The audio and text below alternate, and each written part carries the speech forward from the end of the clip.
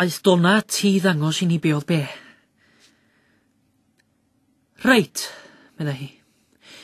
Tra mae un ohonoch chi'n dringo, mae'ch partner chi'n gofalu'ch bo' chi'n berffaith ddiogel efo hwn, y ffigwr 8. Mae o'n gweithio fel math o frec, fel hyn. Roedd o'n idrach yr syml. Ti'n mynd fy nghredi, Llion? Medda hi wedyn. Mae'r rhaid mi ddysgu beidio gwneud yn imladau mor amlwg. Tita. Mi ddechreuodd dynnu ar ei hochor hir haf nes ro'n I bron a roi sws i'r graig.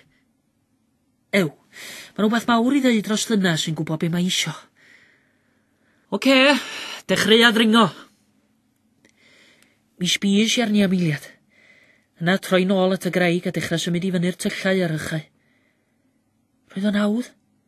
Dim traffath o gwbl. Cyn hawsad a roi menyn ar dost. Ac fel ro'n i'n dringo'n uwch, roedd Donna'n tynnu'r haff I mewn drwy'r ffigwr 8. Oce, dyna ddigon. Gollwng y dafal. Medda hi rwla oddi tannau. Ro'n i'n dall be oedd I isio. Ac ro'n I isio gollwng mwyn I fflesio hi a dangos I nobi cymaint o foi o'n I. Ond allwn I ddim. Roedd ymysad i'n gwrtho symud yn union fel tasa rhywun wedi rhoi swper glwanyn nhw. Te Llion, galwodd Donna. Ti'n berffaith ddiogel wir. Mi laciais un llawn araf. Dim broblem.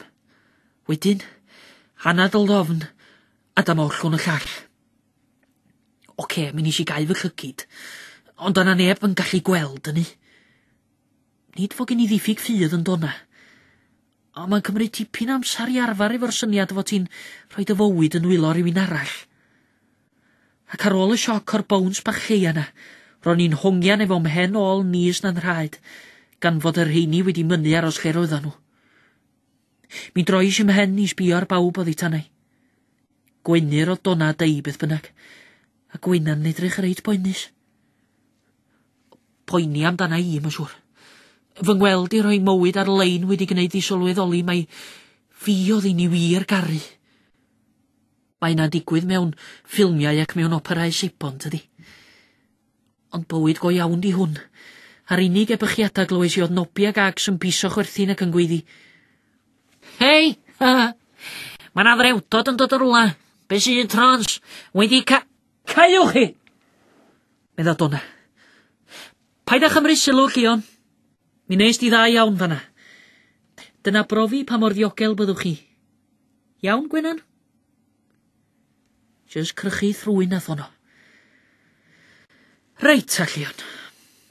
Rwan, dyrod y draed yn fflat yn erbyn y graig a sythad y goesa. Haws dweud na gneud. Roedd yn rhaid i'n gwrthod aros ni hyn fan. Ond yn y diwedd, mi nath wahanol rannau fy nghorff I ddall be oedd ymhen i'n drio ddeud nhw. Gret, medda Donna. Wedyn dyma hi'n yngolwn i'n araf i'r gwylod a throsglwyddo'r ffigwr 8 I deu. Cheis I ddim traffath ringo, rhaid mi ddeud. Yn talu fod yn deunaw weithiau. Yr unig broblam oedd fod deu yn cael traffath bileon digon cyflym. Yr golfawr slofa lawr neu di Llion, gweiddodd ar haff fel spaghetti am I draed. Ia, paid â dangos dy hun, chwrnodd nobi. Oi, gweiddodd gags yna fo. Arna I ti fod I sbio, tyn y blydi raff na mewn I di. O reit, medda nobi'n flin, a dechrau bileo fel y cyth. Be, sgyn ti ofn neu beth? Ha blydi ha, chwrnodd gags a dechrau dringo to. Ond allwn I ddim pidio sylwi bod I goes chwydd o wedi dechrau crynu braidd. Roedd Olwen yn mynd reit dda. Come on, Nol, chwarddodd Gwenan. Ras, cyr ar hogia me'r top. A bron cyn I ddiorffan y frawddeg, roedd Olwen wedi dechrau mynd fel diawl. A gags. Typical. Mentality tîm hoci a rygbi, isio curo pawb o hyd. Ro'n i'n uwch na'r ddau ohonyn nhw ers tro, ac yn teimlo dim rheidrwydd I rasio fy nhw. Ac roedd Donna'n flin. Calliwch, ni dras ydi o. Waw, sbi ar Llion, ebychodd Gwynan, achos ebychu nath hi. Asur, o'n i'n teimlo ddiw rhyw wedyn doddwn. Mi gyrraeddis i'r top efanfarth o wen, a sbio i lawr oddi tannau. Roedd Gags yn dal i'r egi ac yn tychan was bach, a doedd Olwen ddim yn edrych yr hy a bys chwaith. Paid a thrio mor galad, medda fi wrthi. Just ymlacia mae o lot taws wedyn. Edrychodd i fyny arna i o dan ei helmet. Do'n i'n be o'n i wedi ddisgwyl. Geir o ddiolch la. Gwen fach am drio helpu. Yn sicr do'n i ddim wedi disgwyl y llond ceg o abiws ges i. Mi alwodd fi lot o bethau gan gynnwys snichyn bach drewllyd. Charming. Mi nes i aros nes roedd dona'n hapus fod dein dag be'i wneud ac wedyn i lawr a fi. Roedd hi'n deimlad mor braf gallu curo Mr. Perffaith am unwaith. A rhoi gwybod efo mod i'n gwybod mod i'n well na fo am wbeth. Oce, dwi'n gwybod bod dona'n trio deud bod ringo ddim i fod yn rhywbeth cystadleuol. Ond gym i e brec, del. A beth bynnag, tydi am yn iawfon o bobl yn y byd ma sy'n cael pob dim mor hawdd.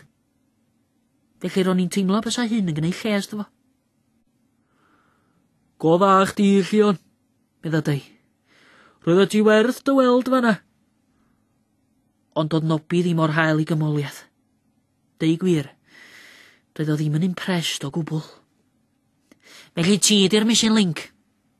Edrych fath a mwnci, dringo fath a mwnci. Nes i'n trafferthu atab. Dim ond atod fy ngharibiner a swopio fo dei. Roedd hwnnw'n edrych reit bryderus erbyn hyn. Dwi'n yn siŵr os fedra i neud hyn. Do'n i'm yn siŵr chwaith, ond nes i'n deud hynny. Fyddi di'n iaws di? Just matar o falans ydi o mwy na dim. Wyt ti'n drymach na fi, ond ti lot cryfach hefyd. Dal y sownd, Llion. Mi na i, a wed ei. Ia, dwi'n mynd wan. Ond nath o ddim. Mi drodd yn ôl i sbio arna eto. Be sydd ei? Dim, just... Na. Reit. Oce, dwi'n dringo. Ac mi ddechreuodd godi yn araf a phwyllog. Ond roedd o'n dringo. Dechreuodd Nobi chwerthin eto. Ond mi stopiodd reit handi pan ddath bloedd uwch i ben. Nobi! Dwi'n trio dod lawr ers blydi oes. Oedd Gags yn hongian dros yr ochr. Oh, sorry Gags, efo chdi wan. Shit, be di fod i neud fi? Gollwng hwn, ia. Mi laciodd ei afal yn yr haf nes bo hwnnw'n saethu nôl drwy'r ffigwr 8, a dyma sgrech aneuarol yn dod o gyfeiriad Gags. Roedd o'n peltio lawr wisg i dyn y darna o fwsog a cherig man yn tasgu lawr efo fo. Nobi! Roedd Donna wedi bod yn helpu Gwynan, ond lwcus i bod hi'n gyflym ar ei thraed. Pan glywodd i'r sgrech, mi neidiodd at Nobi, a rwsyd mi dynodd yn yr haf mewn bryd. Nobi, nes i ddeitha ti am beidio dechrau i ochlwn i lawr, nes ro ni wedi gwneud yn siŵr dy fod ti'n i wneud o'n iawn. Pwdyn nath Nobi, a gwingo nath Donna. Roedd cledr ei llaw i'n fflamgoch lle roedd trael yr haf wedi llosgu. Ti'n iawn? Olais i. Ydw, diolch am ofyn. A diolch yn fawr, Nobi. Sori. Do'n i rioed wedi clywed Nobi yn deud y gair yna'r blaen. Mi ddoth allan fel iaith estron. Doedd o'm yn edrych yn sori, just blin. Ac o'r ffordd y gwnaeth o sbio arna i, ro'n i'n cael y teimlad i fod o'n ymeioi. Ro'n eitha amlwg pwy roedd Gags yn ei feio. A phan ddoth o'i lawr yn araf iawn, mi sgwariodd i fyny at Nobi fel tas o fo mynd i roi homar o headbud efo. Dyna'r tro ola, dwi'n dy drystio di. O, come on, Gags. Na, dwi'n i feddwl o. Mae mets fod i edrych ar ôl i gilydd. Ia, ond... Cai hi. Roedd i lygaid o'n oer.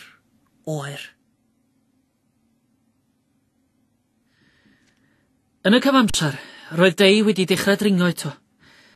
Roedd o'n tychan braidd ac yn cymryd I amser, ond oedd o'm yn anobeithiol o bellfor. Roedd Olwen wedi dod I lawr erbyn hyn, a Gwenan paratoi I ddringo. Trodd Olwen atai. Mae o'n dda, tydi? Nes I erioed fel y bysa fo.